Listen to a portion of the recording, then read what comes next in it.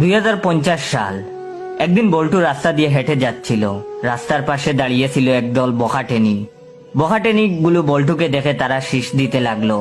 তখন বল্টু প্রচন্ড ক্রোধে তাদেরকে বলল, তোদের বাসায় কি বাপ্পাই নেই? তখন বখাটে মেয়েগুলো হেসে হেসে বলল, বাসায় বাপ্পাই থাকলেও তো তোর মতো এমন মাল নেই, আজ তোর সব কেড়ে নেব। এই বলে গুন্ডির দলটি বল্টুর উপর ঝাঁপিয়ে পড়লো। বল্টুর শার্টটা ছিঁড়ে ফেললো। তখন বল্টু বলল, শয়তানির দল, তোরা আমার দেহ পাবি তো মন পাবি না। মেয়েগুলো বল্টুকে নিয়ে দস্তাদস্তি শুরু করলো। এর মধ্যেই এলাকার বিদ্রোহী নারী সানি লিওন এসে পড়লো আর সবাইকে ধমক দিয়ে বলতে লাগলো, আর একটা টুক্কা যদি এই ছেলেটার উপর পড়ে তাহলে তোদের সবাইকে জানে মেরে ফেলবো। এই বলে বিদ্রোহী নারী সানি লিওন ওর ওড়নাটা বল্টুর দিকে ছুঁড়ে দিল। বল্টু ওড়নাটা দিয়ে নিজের শরীর ঢেকে ফেললো আর সানি লিওন তাদেরকে মারতে শুরু করলো। টিসুম টিসুম টিসুম।